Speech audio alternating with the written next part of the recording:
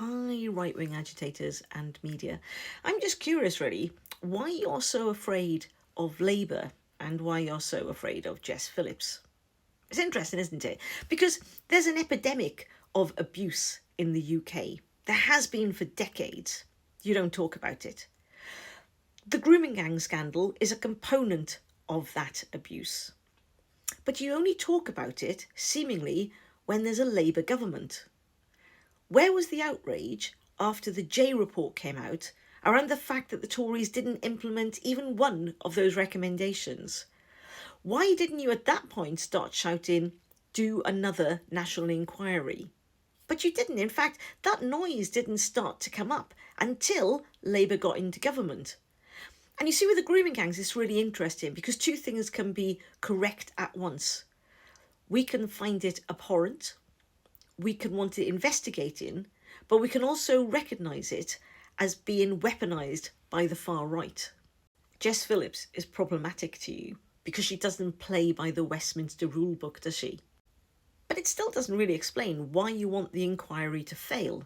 Like, I'm curious why you're all perpetuating the misunderstanding that the survivors had, that Jess Phillips called them a liar.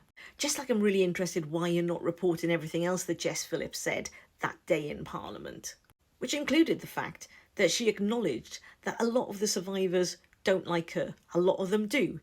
But she pointed out they weren't a homogenous group, and therefore there were always going to be difficulties. And indeed, there are always going to be difficulties with a group of survivors of a horrific crime. People who, let's not forget, were not from the most secure of backgrounds to start off with. Yesterday on my video, I showed where all of this stemmed from because this was what was posted as the evidence by one of the survivors. Just a question for reflection, and I hypothesised that possibly other people, other survivors on the gang, had wanted to widen the scope of the inquiry. And it turns out that hypothesis was correct. So there are no terms of reference for the inquiry right now, but as is evidenced, all the survivors really want different terms of reference.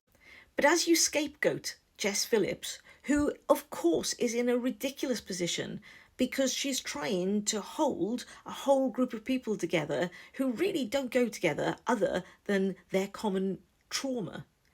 But let's not forget what Baroness Casey said when she published her review. She implored the right, she implored the Tories to not politicise this topic. But relentlessly, you can't come together and make this a non-partisan issue, which it should be, resulting now in the two lead contenders for the role of chair to have withdrawn from the process. Like Jim Gamble would have been an amazing chair, but he has now withdrawn.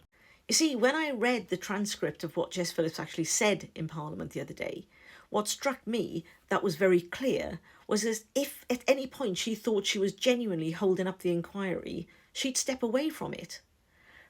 But I'm curious why you're trying to push her out. The survivor that felt that the government were trying to broaden the inquiry, even though it's now really clear that it was other survivors, also posted this. A text message that she'd received from Jess Phillips trying to help her to understand that the questionnaire that she's taken such offence to was literally just that, a question. A thoughtful message trying to be supportive whilst acknowledging that the person is distressed. Like, it's weird. Jess Phillips only ever talks about the survivors with the greatest respect, yet you lot are weaponising them and seemingly politically grooming them. So many people that are tied up in this scandal have ended up being radicalised, probably online. They've been exploited further by political figures that are trying to win them over. Sammy Woodward is a great example of that, who's now very much akin to Tommy Robinson in her outlook. But you can kind of understand it because Sammy's life has been bloody awful. But also other people affected by this have been radicalised. Maggie Oliver, we don't talk enough about how damaged she's become. Maggie Oliver was so brave when she whistleblew on all of this. And again, you can completely understand why she's become radicalised. But you know, the survivors, they've also got some things to say about Maggie Oliver as well. And their receipts for a cover-up in her foundation are actually a lot more compelling than the receipt that another survivor put up to say that the Labour government are trying to broaden the range of the inquiry.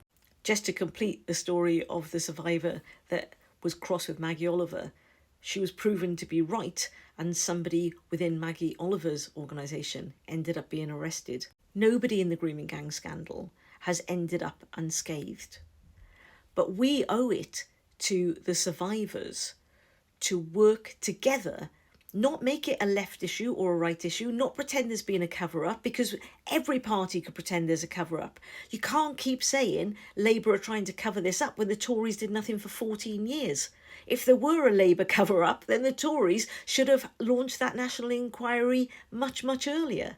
But Labour have launched it, and it's going to take a while, I think, to find a chair and to work out the parameters that makes everybody feel safe. But to try to slag off the Labour Party for it, when it's the right that have weaponised these young women, jumping on the bandwagon when they thought it could gain them some public support. Now they're the ones you should be really going after, as you were.